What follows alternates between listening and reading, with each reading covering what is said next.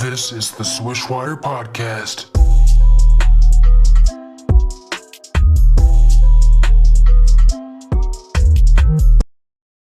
What's up, y'all? It's SwishWire. Today we have Justin.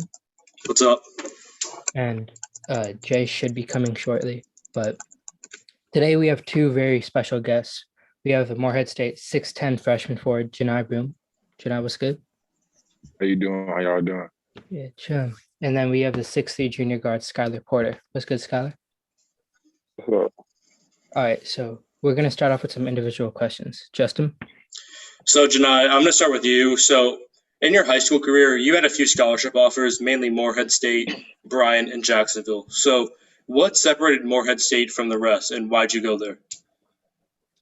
I would probably say their honesty from the jump. The coaches were being honest about like their recruitment process with me. They made my family. They like involve my family in the recruitment also. So when you see like your mom and dad happy and they like the school, then it kind of gives them a little boost and it kind of made it feel like home. Mm-hmm. So for Skyelar, you made the overseas all newcomer team, overseas all tournament team, and you were newcomer of the week twice. What do these accolades mean to you?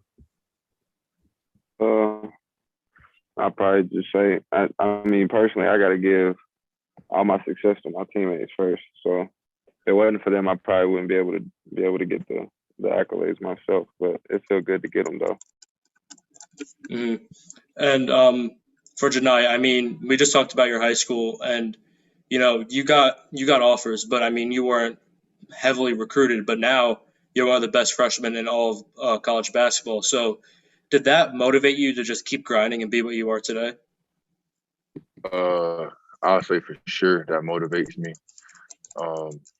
Obviously, you said I wasn't highly recruited, so anytime I get a chance to step on the court, I kind of remember that. But it's just pushing me just to get better. Mm-hmm. Some guys are just, you know, they get offers, they're not highly recruited, and they just take it. But I mean, like, you want to be the best of the best, and so far you've been incredible as a freshman. So I mean, like, those are the people that we love to have on with that mentality. Exactly. Like, I'm a Grizzlies fan. John Morant came into college 0-star recruit, but now he's one of the best in his class. It's just all about determination. For sure. So, for Skyelar, on March 6th, the OVC Championship versus Belmont, you had 22 points, 13 rebounds. You shot 63% from the field and 80% from three. Walk us through how you're feeling once the final buzzer sounded. I don't know. We just like coach said during the huddles, don't play the score, don't play the time. Just when we play it to the buzzer sounded, and then once it sounded, it was just, I don't know. It felt like I completed everything I needed to. Mm-hmm. But it felt great though, seeing my teammates and stuff happy. You know what I'm saying? Some of them were coming off losing seasons, bad experiences at certain colleges and stuff. So being able to see them be champs felt good to me. Mm-hmm. And Johni, I mean, we've talked about your freshman year a little bit, and so far, I mean, it's been incredible. I mean, you have a lot of accolades. You were the freshman of the year, first team All OVAC, All Newcomer team, All Tourney team, OVC Tourney MVP. You've got to feel like you're the best player on the court every time you step out there. So what does it mean to have such an electric start to your career at Morehead State and to help them have reached the NCAA tournament? It feels good reaching the NCAA tournament and like all the accolades is good, but when I step on the court, it's not just me. My teammates give me the confidence that I have, and they trust me, and I trust them as well. So they're responsible for most of the accolades I have as well, because they put me in the right spots to make plays, or they trust me with the ball, or they just boost my head up or give me confidence whenever I need it. Mm. Yeah, you're in a great situation. You've talked about your teammates multiple times, and it seems like you guys have a great culture, and that's, you know, helping you guys not only, you know, just win games, but it's helping you in general, and it's elevating everyone on the team, which, I mean, you guys are in the tournament for a reason. You guys have had an amazing season, so, I mean, like, that's obviously a huge part. Yeah, And for sure. The team is probably the closest team I've ever been on. It's like a brotherhood. Everyone talks to you. Everyone is included in every team bonding, every team meeting. and that's the thing. March Madness is a lot about chemistry, and y'all seem to have that, which is why y'all might be able to make it far in. Then for Skyelar, with your performances in high school and even now at Morehead, it's clear you're just made for the big moments. What would you say your role is as a leader?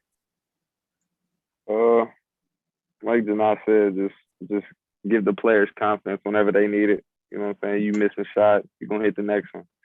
You know what I'm saying? Give them little tips and tricks on how to guard certain people. You know what I'm saying? Push a certain defender this way, stuff like that. But me, I'm just a do it all. If I'm not scoring one night, I'll go get some rebounds. If I'm not, you know what I'm saying, I bring to the table what's needed, whether it's scoring or defense. So. And something I heard from Jimmy Butler a while back, I mean, there was a night where he wasn't scoring, but I mean, he was still the most impactful player on the court. And to have players like that when they're not scoring, they know their roles, rebounding, playing defense, getting guys in their spots. I mean, that's valuable to any team that they're on. And, you guys, I mean, as I said before, I mean, you guys have had an amazing season. And Janai, I mean, after paying close attention to your historic freshman season and, the way you're talking about your team, the culture, all that, it's safe to say you guys are definitely going to go far and, you're going to have an amazing individual performance as you did this regular season. So what are you doing to prepare for the tournament? I'm just trying to critique my game each and every day, whether it's watching film or just on the court, just busting my butt. If it's running sprints, try to be first in sprints, or just talking better because I know it's gonna be needed in the tournament. Sorry. But I'm not really going to do nothing different. As you know, my team and we all been doing well. So I mean, I feel like I'm just gonna increase my game, but I'm gonna keep everything the same. Obviously, it's a bigger platform, so I have to step my game up along with my teammates, but nothing really too much different. If it's not broke, don't fix it. Facts. And then for Skyelar, despite being a 6'3" guard, you crash the boards like you're a 7-footer. Would you say rebounding is the most underrated aspect of your game? Yeah, personally, I mean, because some games I go, some games I don't, which is why Coach Maddox, he'll tell me after every huddle, after every media time, he's like, man, you got to start crashing the board. So, you know what I'm saying? When he tells me that, that's when I start becoming that combo guard where I can score or I can go get rebounds. So, Yeah, because like you were saying, you can do a little bit of everything. So if you're not doing good in one, you can just focus on the other aspects. Sure. Bring the energy to the table, one or the other. So now we're going to go into questions for both of y'all, but first, Jay is actually in the waiting room, so we're gonna let him come in. All right. Eon, I would segue that again because I was gonna say you just cut that out here. All right. Now going on to questions for both of y'all. Justin, start off. So we like to ask this question to everyone because I mean everyone has different ways of getting there. Everyone has different ways of knowing they can hoop, and I'm sure for you guys it's very different as well. So is there a moment? It could be a play, it could be a game, could be anything. Is there a moment you guys knew you were legit? You knew you should be on the court. Can you rephrase that question? Yeah, what do you mean? It's like what do you mean be on the court? Is there like a play, a game, anything like you knew like hey, like I'm great at basketball and this is what I should be doing? Yeah, every day. I mean, So yeah. you just knew I off rip that y'all were gonna be able to play like that. D1, go to this level. Yeah, I figured that out in high school when I was dominating a whole lot. Like I was averaging a double-double. I think I was averaging like 25 You averaged and 12. like 25 and 12, I think. Yeah, in high school. So like at that point, I was young. I'm 20 as a junior. So, you know what I'm saying? I honestly think I should have went JUCO, but I didn't. And I was just ready to go D1 and show my talents. So The whole time you were just that. I respect that because I mean, some guys they just come in with a dunk, a crossover, something like that, but like the whole time. Not including your current teammates, who's the best player you've ever played with? We'll start with you, Skyelar. This can go for like all-star games and stuff. Yeah, anyone you've just like- ever gotten to play with. Probably Jay Scrub. I played with him in an all-star game, and he was pretty dominant. Like he's just I don't know. His game's pretty smooth. Yeah, one of the guys who's a part of the SwishWire, Ian, he loves Jay Scrub and thinks that he's going to be like a really good starter in the future. He's pretty nice. I like his game for sure. What about against? Who's the best player you've ever gotten the pleasure of going against in a game? Jackson Hayes. That's a good one. Yeah, I played against him in the Ohio, Kentucky All-Star game. What about you, John? I'm thinking. It's a couple nominees for the best player I done played against. I mean, what I played with. My travel team, you know, I played with Andre Ware. He's at, I think, Florida Gulf Coast right now. I don't know. Then you got my shooting guard from Temple Catholic, Kevin Knox, brother. But I don't know. I'll probably say either one of them. But best person I done played against by far is probably Cade Cunningham. I played him, or I don't know. I played him at Mount Verde last year, and he was just a do-it-all guy, you know. He'd rebound, pass, shoot, make the right plays. I'll probably say, I mean, as you see him in college, he's still doing the same thing. So I'll probably say Cade Cunningham. How'd your team game plan for him?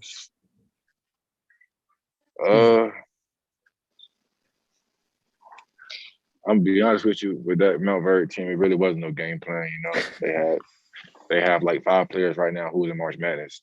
So it's Just like, let's just get this over with. Let's just play. I think we went 2-3 zone and just try to keep them out of paint, but they was shooting 3 and they was making them, so it was just a long night. You really can't do anything. Like, it's tough to guard players like that. Yeah, I think it was like him, Moses Moody, Scotty Barnes, Deshaun Sharp. It was a lot of them. Who are some players y'all mold yourself after on the court?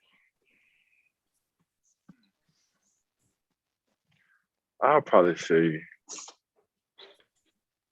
I watch Jokic a lot. You know, he's not the biggest. I mean, he's not the fastest or the most athletic big man, you know. But he has pretty good vision. He has good touch around the rim. He makes good plays, like passing out the post. So I mean, I kind of look at his game a lot. I see part of that in him too, because I mean, like Jokic, like he might have the best touch in the world, and I mean, like you have some of the best touch I've ever seen as well. Like for a college player, I mean, it's just pretty crazy from that aspect. I mean, like every time you shoot, it go like the defender should think it's going in. Same with Jokic. I mean, like I see that part in you completely. Yeah, Very like much coming into definitely. this, I wanted to say you kind of play like Clint Capella, but that isn't doing your touch and vision any justice. So I could Really definitely with see a Jokic Clint Capella combo. Okay, I mess with that. What about you, Skylar? Personally, on my offensive game, obviously I'm not 7 foot, but my offensive game, I'd say KD, because as you can say, I like shooting threes a whole lot. And then defensive side, I'd say probably Jimmy, the man. So other than that, I don't really know. I don't really watch NBA like that for real. Our pick was Dennis Schroeder because like you're a really good finisher. You can drive, but you can also hit the 3 if needed. You're a dog on D. I see that Jimmy physicality in you, though. I see that. You definitely play bigger than you are. Mhm. I like So being real physical, so mhm. I see that in you for sure. And with those rebounds too on the glass, I mean, it's obvious in your game you're physical. So you guys, you were thrown into the fire really early into the season with games versus Kentucky, Clemson, Richmond, and Ohio State. So how did these games prepare you for the road ahead with WVU? You want to start? yeah, I don't know. I like playing big teams like that personally.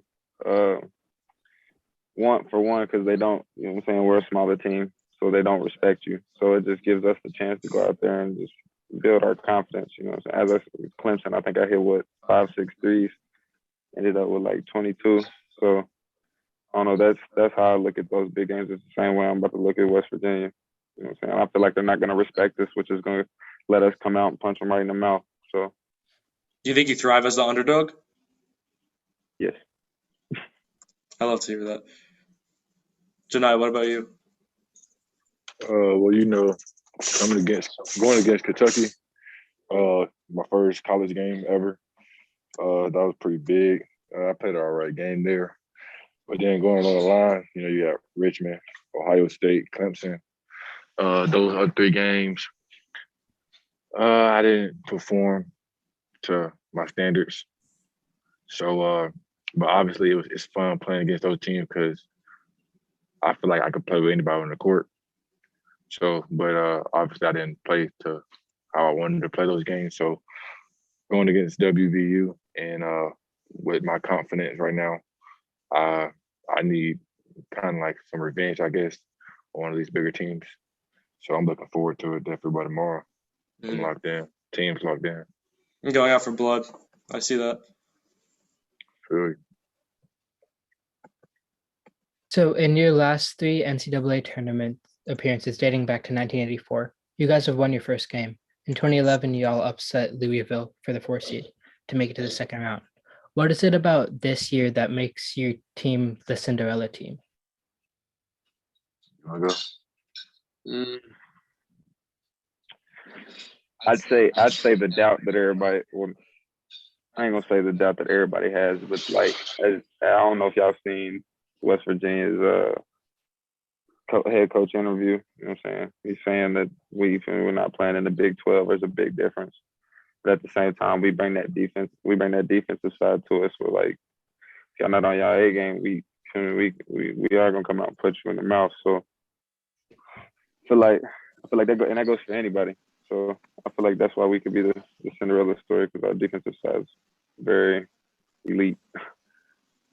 Yeah, y'all could definitely kind of be like the Heat in the playoffs last year, where their amazing defensive intensity just carried them all the way to the finals. And I that like. Oh, go ahead. I was just gonna say that like that culture you guys had. You already talked about it. I mean, the physicality you guys play with. I mean that's gonna upset some teams. That's gonna shock some teams. Sure. So were you gonna say something, Janai? Oh no, I was gonna say like add on what the scholar said. Like Bob Huggins interview. It's kind of motivation for the team. Like he was like he don't really know much about us, and but I mean I kind of like that because it's like we get a chance to show you who we are. But not like our defense isn't like in our conference. We was like 10 out of 11, finished first in each category. So as you can see, we hold a lot of pride in our defense, and we play defense like a high major team. So, and our bond and our chemistry allows us to play together. So I feel like that's, like you said, in the tournament, that's what's needed. So when you got defense and you have that confidence and that bond with each other, I feel like you can make a run. You guys just do it all. All right, now we have Definitely. some training questions where y'all give some advice to the younger people who want to be able to play on the same level as y'all. Justin, can you start off? So, as I said before, like everyone has different ways of getting to where they are as an athlete. So, what's the best piece of advice you've ever received about your game that you think someone else could benefit from hearing as well? Skyelar, we'll start with you. Probably the physicality on the defensive side with me and the energy I bring. So like I told you earlier, like if I'm not scoring, I'm gonna bring you something to the table.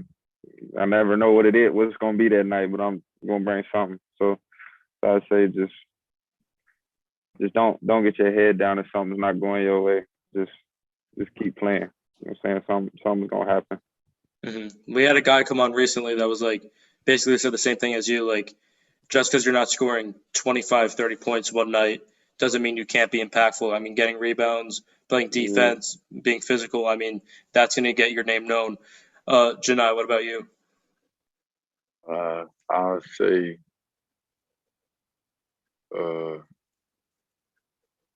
just keep working, stay motivated. Like my journey, like I wasn't really recruited. I wasn't really a big player in middle school, high school. Shoot, so it's like my recruitment process wasn't the best.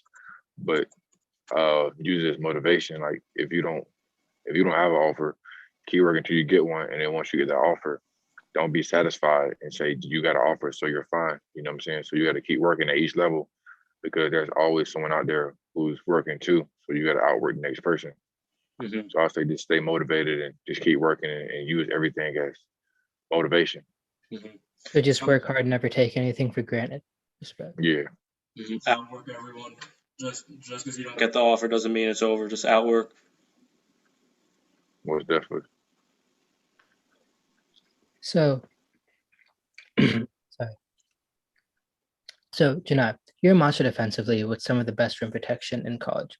Do you study opponents' films, or is that more instinctual? A little bit of both. I give a shout out to one of our GAs, Brent Arrington, called Coach B. He always want to like watch film with me, and he'll just like before the game or like a couple days before the game, he'll just sit here and watch film, and we'll just go through 100 clips of my opponent, guards and forwards, you know, on like their favorite moves or do they like to pass it or shoot it when they get close to the basket. So that plays a key factor to know your personnel, and then the instincts just kick in when it's like a 2-on-1 situation, like know who you're gonna take away and you just meet them at the rim, but know when to vertical contest or know when to block the shot. That's when instincts kick in, I'll say. One thing we actually talked about in a past interview was how 2K can really help for this. Does that by any chance have any help? Yeah, it's funny you say that. I feel as though 2K does help because it's just the game of basketball. So when you see a game of basketball and you see certain situations, you already done seen them before. Maybe not in the game, but you've seen them somewhere on TV or you just watching it. So when you see a certain move or someone coming baseline, you know, but they're probably gonna do like a reverse finish or I don't know. It gives you a little certain instinct. Exactly. It's essentially like a game simulator that you see from a different perspective. So it can really help on the court. For sure. And it's like, it's 2K, it's predictable. I mean, like, you develop those instincts because, I mean, like, you know it's going to happen every time. So, like, at first when I heard that, I'm like, I don't know. But then, like, it makes sense. I mean, like, it helps. So, for Skyelar, throughout your college career, you've shown an improvement at shooting the ball at a very high rate. So your freshman season, you shot 31% from three. And the next year, although you only played 9 games, you shot 41% from three. And now this year, in a much larger role, you're shooting 38% from three on 5 attempts per game. So what have you done in the gym to improve your shooting year by year? I'd say just getting shots up before or after practice, you know what I'm saying, just to get in that rhythm. So therefore I have a good, you know what I'm saying, I have a good practice or just the day before a game or game day, I'll go in the gym and just shoot. Me and Coach Maddox are just being there, just shoot. He calls it 25 in 2 minutes. So I'll hit like 5 from 5 spots. And I gotta hit that 25 mark before the 2 minutes run out. So kind of helps me with game speed shots and at the same time focus on making shots as well. So do you practice like off the dribble or is it mainly just catch and shoot type stuff? Nah, it's mainly catch and shoot. That's one thing that I do, that I am gonna work on this off season, is shooting off the dribble, whether it's mid range or threes. So me and him are gonna get together this off season and get that together. Those guys that, I mean, they have like a specific, like amount of shots they're going to shoot per day to get better. Some guys like 500, 1,000, a lot of shots. Do you have like a certain amount that you'll shoot every day? Well, in season, I there's no certain amount. It really depends on how my legs feel, because I can't play a game with dead legs. So if my legs feel pretty dead, I'll get up at least 50 to 100, go around the arc and back. But off season, I'll shoot about 300 to 500 shots on the gun, just in there, just playing music, just chilling. Sure. And then, so Johni, as Justin said earlier, you have amazing touch around the rim. When you shoot it, people pretty much just know it's in if it's in the paint. How did you develop your touch? Well, I haven't always been this tall. Like middle school, ninth grade, I was a guard. I was like 6 foot, 5'11". So obviously I still wasn't the fastest. So I just get in the paint and do a floater every time, not really getting to the rim, just doing a floater. So, and then my 10th grade year, I just shot up like the 6'6" over a summer. So I kind of had to develop into my body. But then me and my dad used to go to the court late nights, early mornings. Sometimes we'll stay there, go there, wake up in the 12 o'clock in the night, and then go there from 12 to 3. Just turn the lights on and just get up shots, hooks. You know what I'm saying? Just to. Do you do the mic and drill? I do that. I used to do it a lot more, but I still do it. It's always good to get that touch around the rim. We do mic and drills, and then we do floaters from 5 spots, corner, backboard, middle, corner, backboard. So I work on my touch almost every day. Also. And with that touch, I mean, your post game, it's been extremely consistent and efficient this year. And for Skyelar, I mean, this year you've been a really consistent rebounder. You're 6'3", you're a guard, and you're averaging nearly 6 rebounds a game. So what has been the key to developing your rebounding? Physicality. Like I don't necessarily do anything different or any types of drills. I just crash the glass. I've got a 43-inch vertical at 6'3", so I mean that's a help. Getting in the weight room, working on my explosiveness, and then crashing the glass. So majority of the time I'm able to get a hand on it or get it if that. So. Yeah, you're just a dog out there. Like some guys think just because you're only getting at boards if you're tall. I mean, you're a dog out there. You go for every rebound. It's like Westbrook. I mean, he goes for every single rebound. You're like in the same fashion as that. I've been doing it since high school, so it's just an instinct thing. Like I know how the ball's gonna come off certain times, and like Coach said, long shot go to long rebound. So if you shoot it from the left wing, I know you're either gonna be short with it or it's gonna bounce real hard and go far right. So let me ask you this: was rebounding like significantly different between high school and college, or was it more or less the same? It's very different.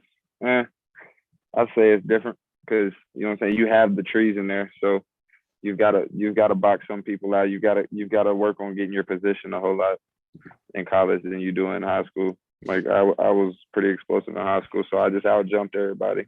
Certain teams in college, I can't out jump everybody. I've got to work on my positioning, and being more physical in the paint. So really depends. Before we segue into our last thing, I just want to say, especially based off this, I already made the Heat comparison, but based off y'all's work ethic and even your play styles, I really think y'all can be a Miami Heat type team. I know you're a point guard and power forward, but y'all can really be like that Butler-Bam connection with your ethic, defense, playmaking. Y'all just really do it all. You guys are just, dogs, physical. I mean, like, those are the things that are going to shock teams that you play throughout the whole tournament. So, and it's a completely different game too. And those two things, physicality, mentality, all that, it's just going to slip into that right away. And going into our last segment, we have a few NBA questions, which Jay is going to ask y'all. All right, so we'll start with you, Skyelar. In your opinion, who do you think is the GOAT?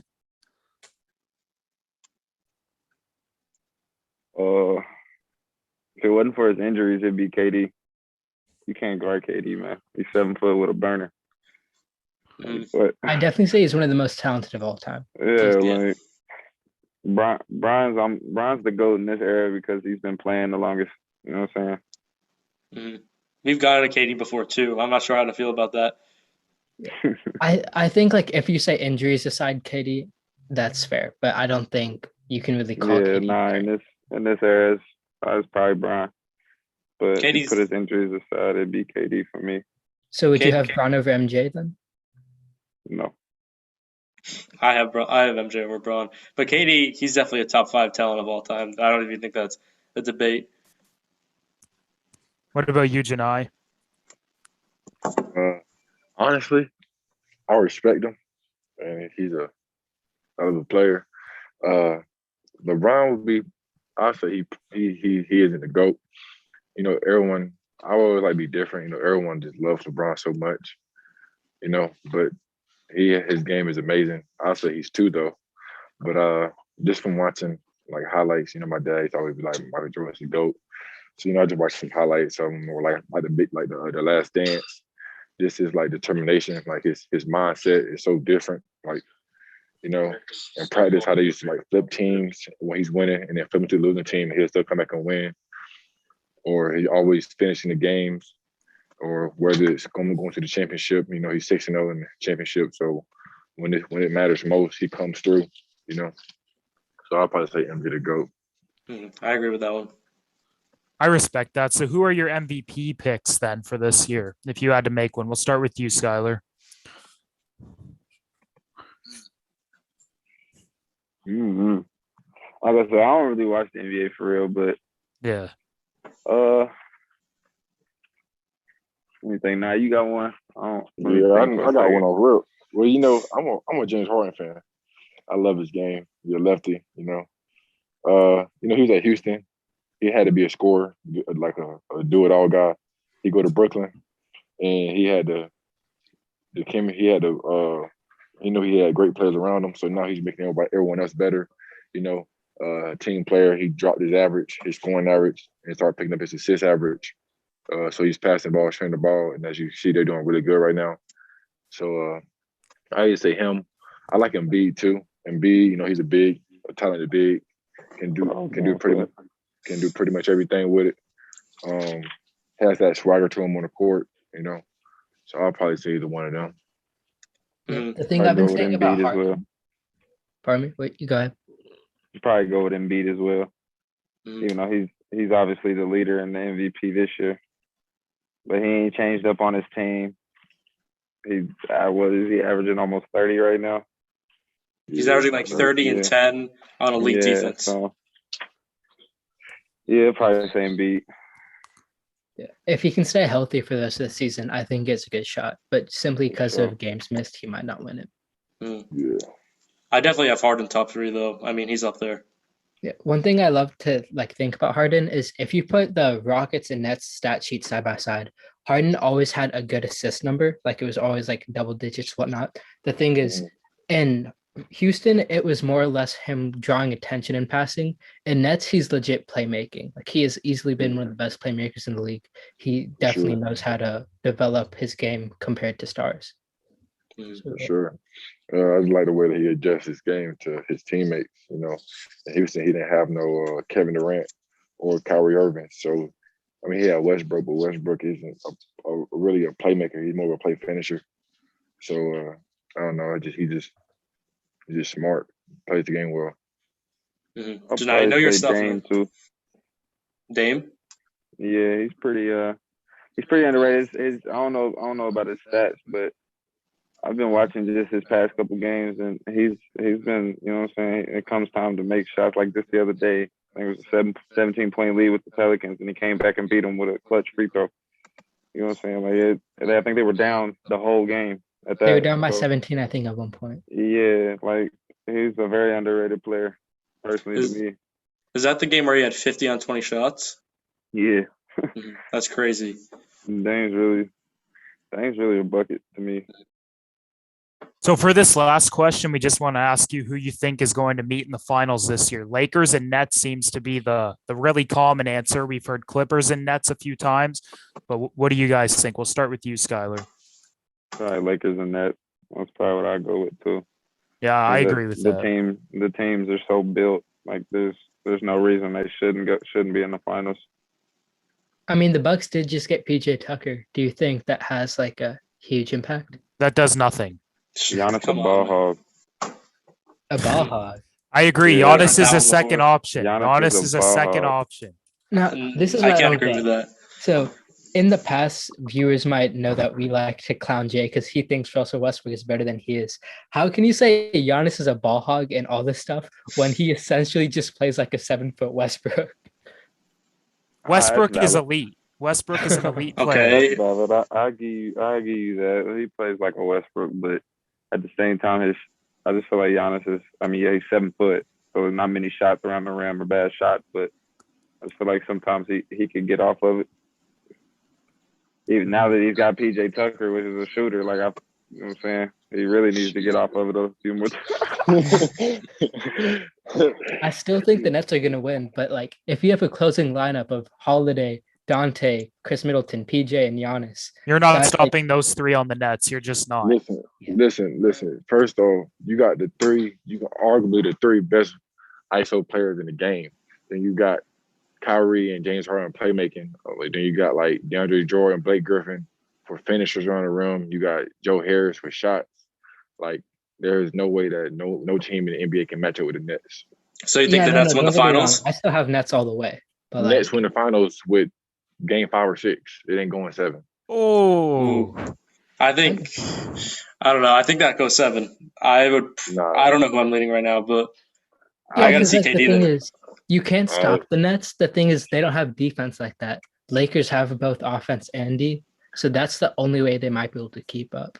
I have no idea. I don't think they can match up with them for 7 games though, or 6 games, 5 games. All I know is James Harden. if LeBron can do this, I have him as the GOAT. Oh yeah. I agree, but he won't be able to do it. oh yeah, he will. He's gonna average a 40-point triple-double. He's a huge LeBron fan. He's a bigger LeBron fan than he is a Westbrook. Nah, they're equal. All right. Well, that wraps it up. Good luck to both of y'all for tomorrow. We know y'all are going to shine out. Thank you for being here. Peace. For sure. Thank you. Thank you, guys. Peace.